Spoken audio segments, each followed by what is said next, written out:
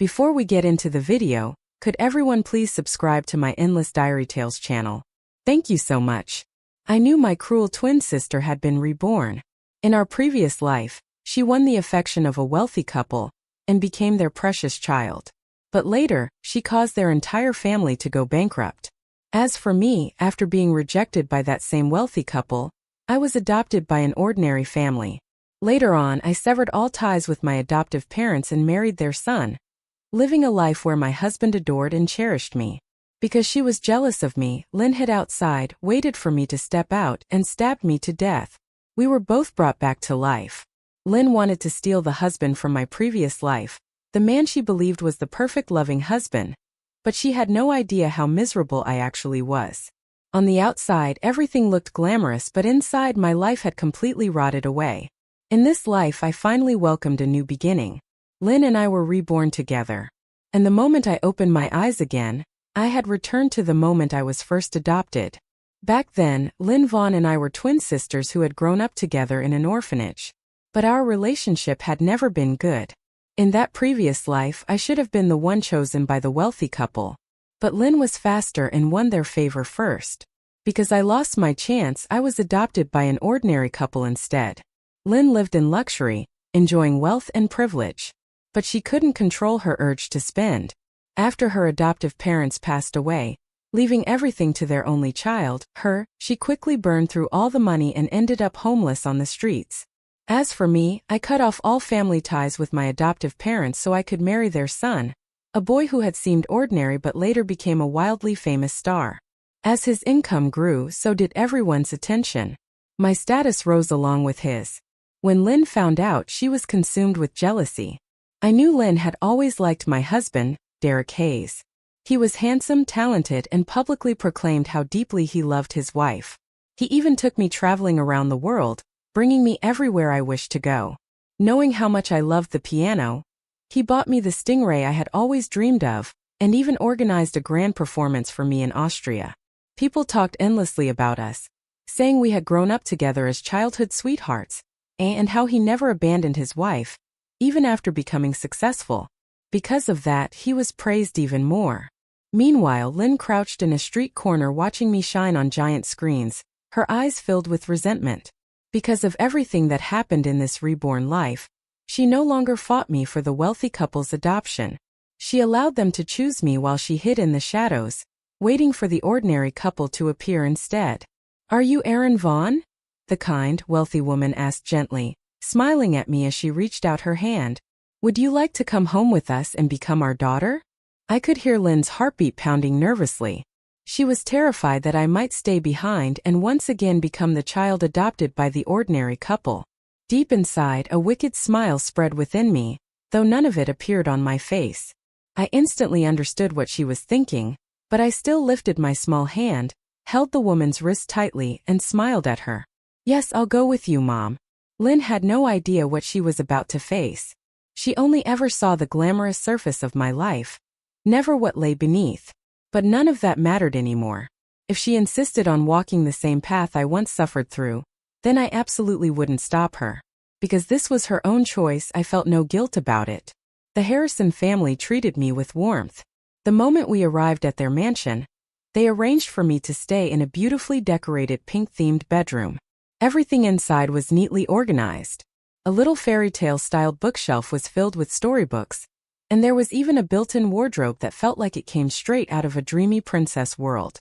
"Sorry, Erin," Mrs. Harrison said gently. "We didn't know what style you liked, so we decorated the room the way a little girl might enjoy.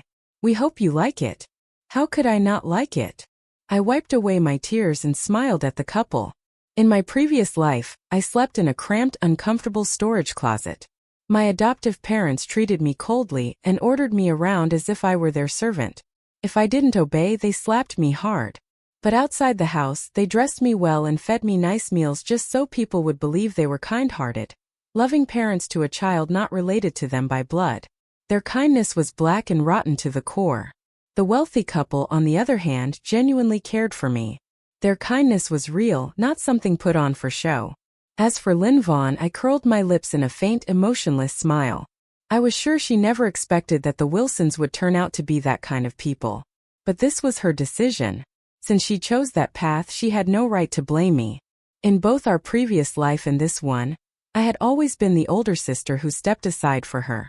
In my memories, Lynn and I attended the same high school, but we had gone to different elementary and middle schools because of distance. So, from now until then, I still wouldn't see her for a long while. I wondered if she was falling apart inside at this moment. The ordinary couple she chose, Mr. and Mrs. Wilson, were never kind. Calling them the cruelest people alive wouldn't be an exaggeration. They didn't adopt a child out of goodwill. They adopted a future daughter-in-law for their son. That's right. They had planned to sever the adoption the moment I turned 18, so I could become the future wife of Derek Hayes. I didn't want that, but it didn't matter. If I cried or protested, they beat me. And Derek stood by watching with cold curiosity, almost amused. "Aaron Vaughn, look at yourself," he sneered once. "You really are just like a dog." The insults never stopped. I did all the housework alone. If the food didn't taste good, they beat me. When they hit me, they made sure to target places that could be hidden. They warned me that if anyone discovered the bruises on my body, they would kill me. I tried reporting them to the police, begging for help, but nothing worked. The Wilsons were demons disguised as kind, upright citizens. In our neighborhood, they had the reputation of being wonderful people. Whenever they beat me, they dragged me into a soundproof room and did it carefully. When guests came over, they held my wrists so tightly I couldn't move and complained that I was a playful child who always got hurt on her own. They even took me to the hospital to maintain the act. But my new parents, the Harrisons, were truly good people. Even if I just stumbled a little, they would fuss over me for a long time, comforting me even though I didn't actually feel any pain. In high school, instead of desperately studying like in my previous life to get into an elite academy on a scholarship, I chose to attend the nearest school so I could stay close to the Harrisons. They bought me expensive stationery and pretty dresses and even spoke to my homeroom teacher ahead of time, asking her to look after me so I wouldn't be bullied. "Aaron, if anyone bullies you," Mrs. Harrison told me, "you must tell us, okay? Don't you ever hide something like that." They checked every bit of my outfit from head to toe before finally letting me go to school. The new high school was better than I expected. With my backpack on, I held Mrs. Harrison's hand as she helped me out of the luxury car, guiding me toward the entrance. Under the gaze of everyone around us, waves of astonished whispers rose from the crowd. "Kids from wealthy families really are different. She's such an adorable girl. Just look at her presence. She's born to be a star. If only my daughter had even half the spirit that little girl has." Their comments didn't stir any emotion in me.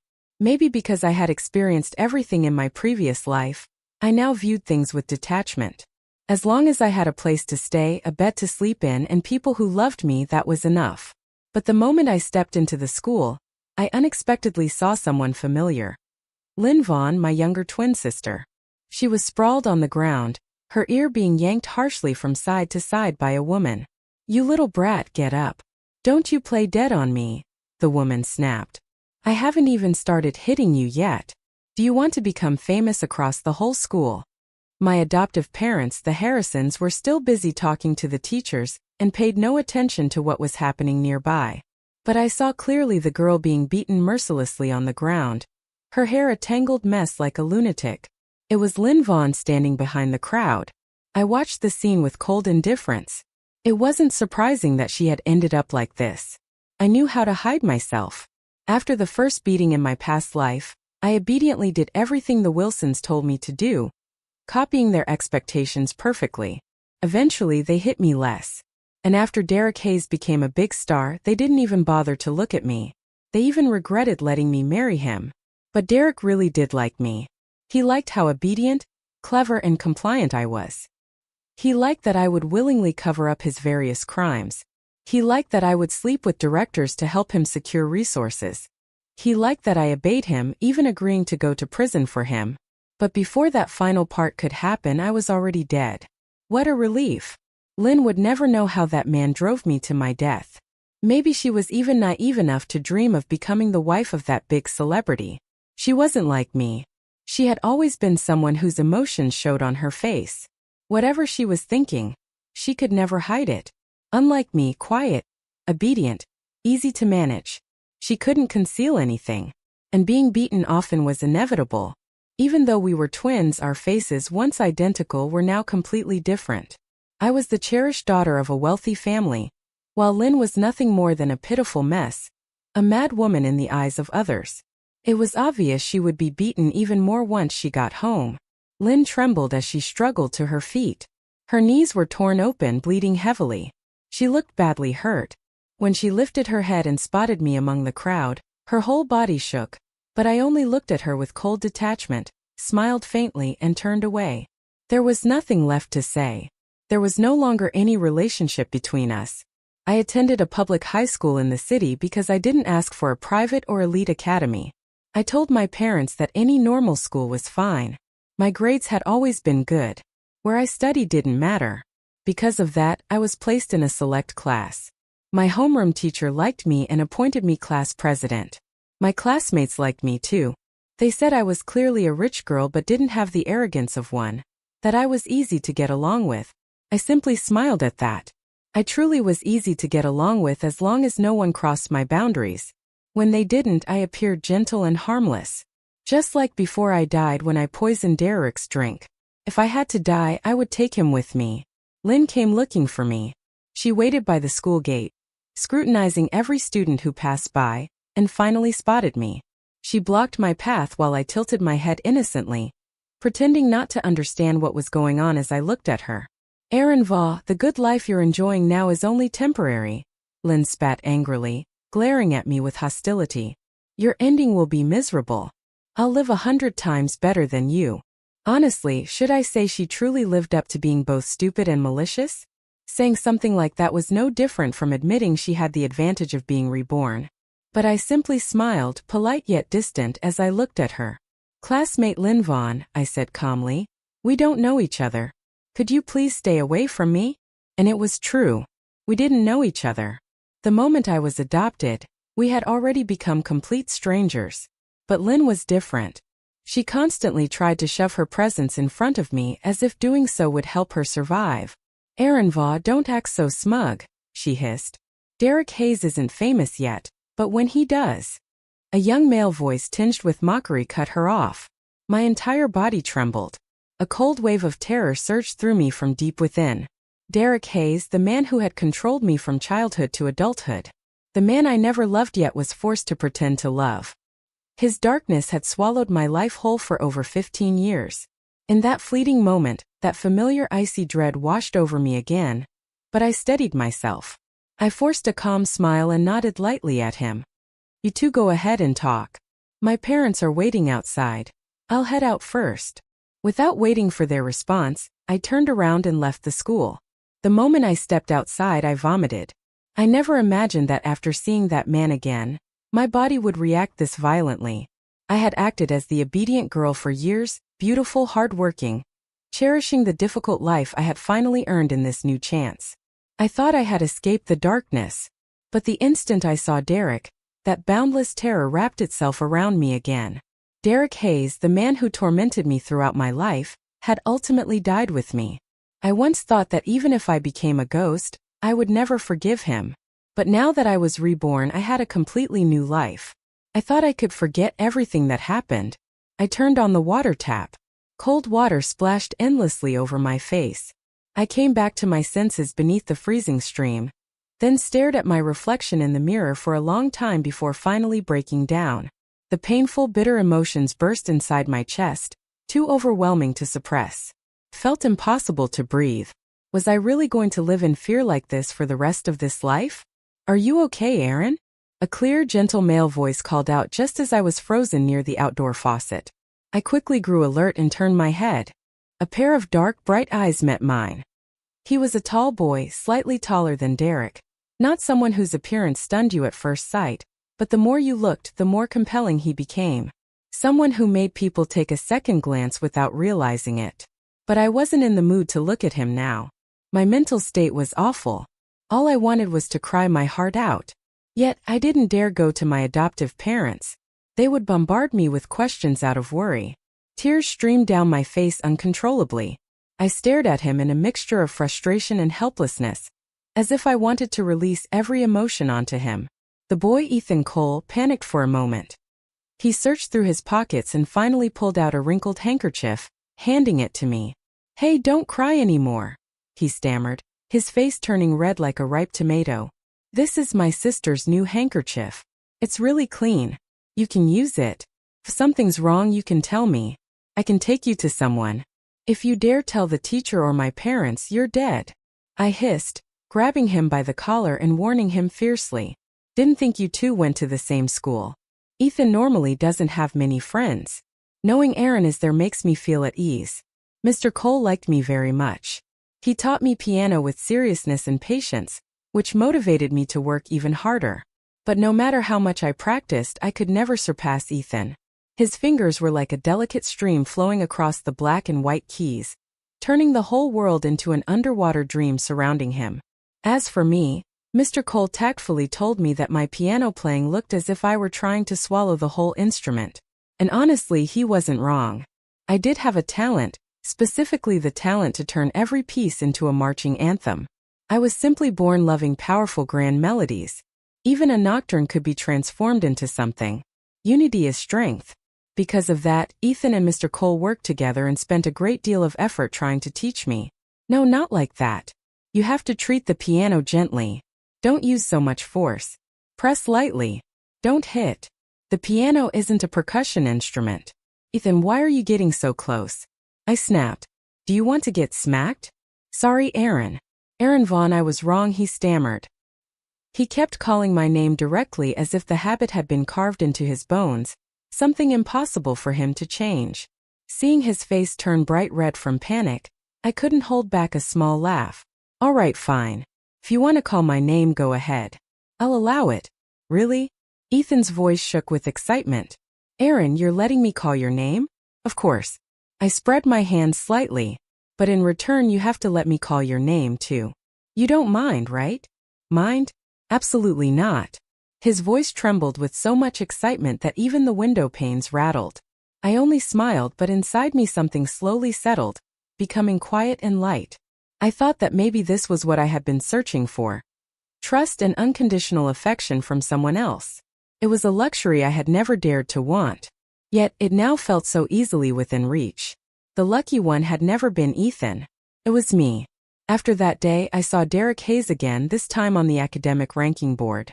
Derek's grades had always been good. I knew that. But no matter how good he was, he could never surpass me, the top student of the entire grade. This time, with the exception of English class, where Ethan slightly outperformed me, I overwhelmingly placed first in nearly every subject. I worked hard, harder than anyone. Even in my previous life, in such terrible circumstances, my grades had never been poor. What Derek admired most about me was my relentless determination, my willingness to push myself to the limit in everything I did.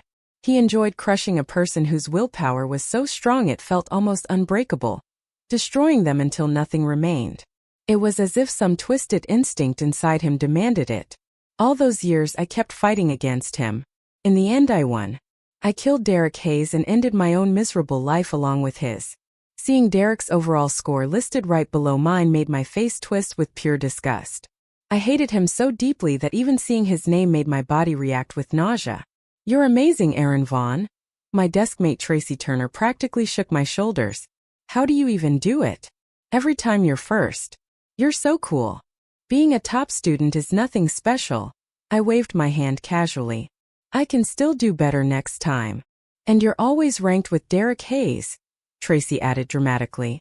Do you know everyone thinks you should totally be the school beauty and Derek's the school hunk? People keep saying you two should be paired together. Another wave of physical nausea hit me. My stomach churned violently, but I forced myself not to throw up on the spot.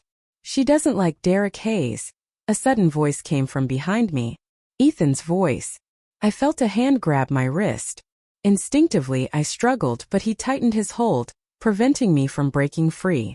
So, I stopped resisting and let him hold me as he pleased. Tracy looked even more shocked. You could it be? Could it be? Tracy, I said, smiling like a devil. If you dare spread nonsense, don't even think about me helping you review for finals ever again. Huh. Sorry. I'm sorry. In short, I wish you two 100 years of happiness. I'm leaving now. Tracy Turner dashed off like the wind, even forming a heart shape with her hands behind her back for me. It was obvious she was very eager to ship the two of us. I, however, watched her disappearing figure without any emotion. Not a single wave stirred in my heart. In fact, I almost felt like killing someone. Ethan said nothing. "Aaron, let's walk in the grove over here," he said, staring directly into my eyes with a steady voice. "I want to talk to you." I figured he must have realized something. I let him pull my hand as he led the way. Golden leaves fell continuously around us like a rain of shimmering gold encircling me. "Aaron," Ethan called my name softly. "Why are you so afraid of Derek Hayes? What? What did he do to you?" I lowered my head, avoiding his gaze.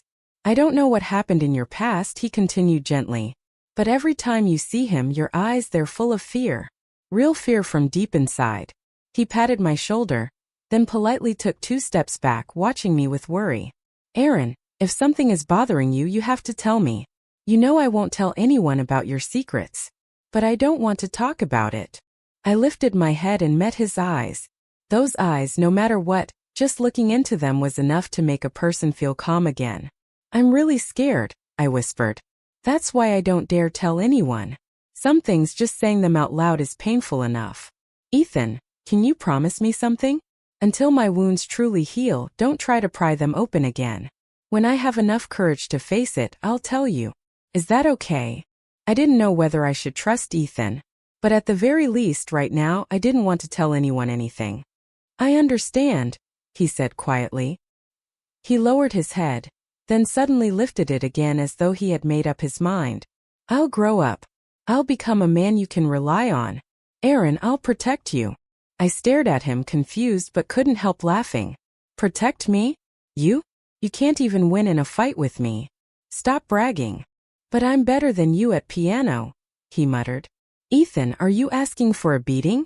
Do you want to get hit again?" "I was wrong, miss. Please spare me," he yelped. Just like that, the gloom of that day gradually passed. I thought that maybe someday I really would escape the darkness of my past, that those terrible memories would finally leave me forever. But things were not that simple. I didn't care how Lynn lived anymore. But classmates around me whispered that she seemed to have turned into some sort of delinquent lately. Her hair dyed bright blonde, dressed like an adult, no longer resembling a student at all. However, her relationship with Derek Hayes looked surprisingly sweet, at least on the surface.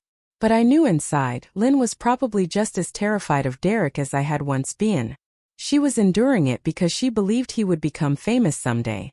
Every time I ran into her, Lynn glared viciously at me and snapped arrogantly, "Let's see how long you can keep living like this. Derek is my boyfriend. Don't even think about him. Don't think you're safe just because you're smart. Don't let me catch you wagging your little foxtail or you're dead." I knew she was only bluffing. In my past life, Lynn had led the group that bullied me at school. So, in this life, I told my adoptive parents early on that I wanted to train physically and learn Taekwondo. By now I was a black belt. If Lynn dared lay a finger on me, she wouldn't stand a chance. As for Derek, he always looked at me with that strange half-hidden gaze. Sometimes that shadowy look sent chills down my spine. I didn't know what he was thinking, but I could be certain of one thing. Derek Hayes had begun to take an interest in me. He was curious why I feared him so much, and he found that strangely intriguing. I knew exactly what kind of person Derek Hayes was. He was cruel, twisted, and exceptional at pretending. Growing up in a fake, deceitful family, he naturally learned how to make everyone like him. That was also why, in my previous life, no one ever discovered the vile things he did in the dark. This time I had to stay far away from him forever. I could never let him get close again. But Derek had no intention of leaving me alone. "Aaron Vaugh, which university are you planning to apply for?" he asked suddenly, glancing at me with a gentle expression as we filled out our preference forms. I immediately pulled my form away from him and replied coldly, "What does that have to do with you? As far as I remember, we're not close." "Why not?" Derek crossed his arms, narrowing his long fox-like eyes. "Don't you know? I've always admired you. It's just a pity. You're a flower on the highest mountain, unwilling to be picked and too proud to even notice me." "I don't like you," I said bluntly. Derek acted as though he'd been deeply wounded. Honestly, acting was the profession most suited for him. He could pretend better than anyone. His talent for performance was undeniable. That's why he was destined to succeed in the entertainment industry. But that had nothing to do with me. You think I'm dating Lynn Vaughn, or did she threaten you? He said casually. Just as I was about to walk away, darkness suddenly loomed over me. My body reacted instinctively. I wanted to run, but a hand slammed against the wall beside me, trapping me. When I lifted my head, I saw the eyes that haunted countless nightmares. Derek Hayes, the demon who should have stayed dead in my memory, had returned. This expression again, how strange. We've never even met before. Why are you so scared of me? Derek laughed softly. He reached out and lifted my chin. Or is this your way of getting my attention? Right now, if I were thinking clearly, I should have grabbed his hand, twisted his wrist, and thrown him over my shoulder onto the ground. But I couldn't move. A suffocating terror wrapped around me like something unseen was gripping my entire body. I couldn't escape this loop. No, I didn't want this. I didn't want to be trapped in the cage of my past again. I had to break out of it. No, I whispered and grabbed his wrist, forcing his hand away from my chin. I inhaled deeply, pushing away the fear and disgust boiling inside me. Then I lifted my head and looked straight at him.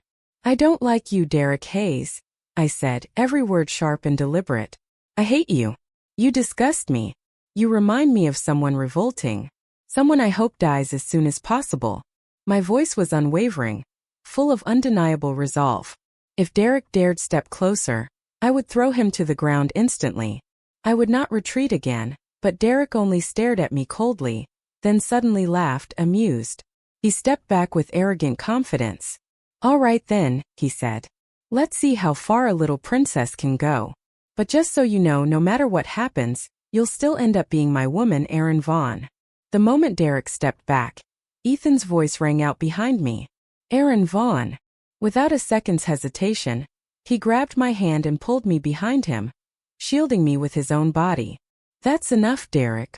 Ethan frowned, his tone firm and sharp. Erin already said she doesn't like you. Stop pestering her. And you already have a girlfriend. Don't you think you should have some self-respect? But the look in Ethan's eyes was no longer gentle. His eyes, usually so gentle, became icy cold. Let's go, Erin. Everyone knew Ethan Cole liked Erin Vaughn. Everyone also knew Lynn Vaughn was Derek Hayes' girlfriend. There was nothing more to say.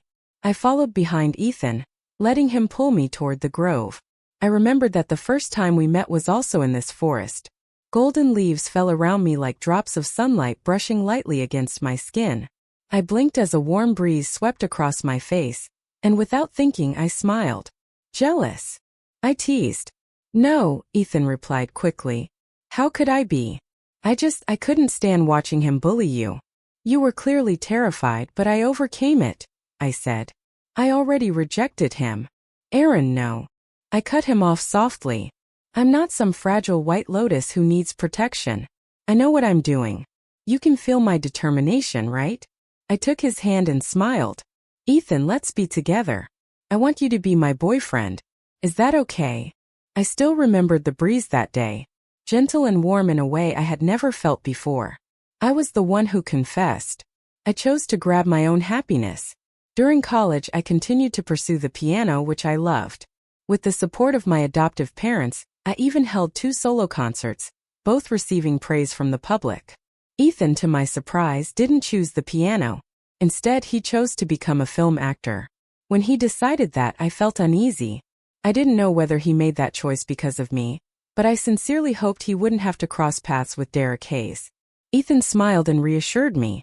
Don't worry, Erin. I'll prove to you that there's nothing to fear. I held his hand tightly, saying nothing. Ethan gave me a sense of safety, but I didn't want to be the one who only received. I wanted to support him too. I planned to inherit my parents' company, I told him. I lifted my head with a small smile. Next time we meet, you can call me CEO. Ethan burst out laughing. His smile was beautiful. His eyes curved into 2 little crescent moons, making his whole presence softer and warmer. All right, then, my beloved CEO. He took my hand and gently kissed my knuckles. I never believed in fate until fate played its cruel trick on me. I clawed my way out of hell to reach the light. So, I decided to take hold of my happiness and never let go again. Ethan always helped me, so I wanted to help him too. I inherited my adoptive parents' company and studied hard, afraid I might ruin their hard-earned fortune. In truth, I turned out to be quite talented. This path suited me best. My adoptive parents only had me. Now that they were older, they deserved peace and comfort. Naturally, I needed to shoulder that responsibility. But the earth is round, and so I crossed paths with Lynn Vaughn again. While selecting investment partners, I met a film director. After finishing the meeting and heading to the restroom to wash my face, I unexpectedly ran into Lynn. She was dressed beautifully and seductively. Heavy makeup, long curled hair draped over her shoulders, and a long dress clearly chosen to hide the bruises on her calves. We looked at each other. She smiled, vicious and mocking. Well, Aaron Vaughn, what are you doing here? Come to sleep with your precious director." So she still had no idea who I was now. I stared at her without emotion. Maybe my silence gave her courage, making her even more brazen than before. "It's about time you went bankrupt, isn't it?" she sneered. She wiped her bright red lips and scoffed. "How pitiful. There's nothing to squeeze out of Ethan anyway. Poor you. His fame is still nowhere near Derek Hayes. Funny, isn't it? That choice you made back then, it really ruined your future. Your leg doesn't hurt?" I asked coldly. "Selling yourself to that 70 or 80-year-old director just so Derek could get his pay. Doesn't that disgust you, Lynn?" Her face instantly went pale. "No, impossible. How could you know? Maybe Derek leaked the videos online," I said lightly. "I heard he even made some money off them." Lynn staggered back a step. No way. You didn't know." I smiled faintly. "Your story has already spread through the industry I'm in. Everyone knows what kind of person you are. You don't have to pretend anymore." Of course, I knew exactly what she had gone through, the nightmare I once lived through. She would live through all of it too. No one understood her nightmare better than I did.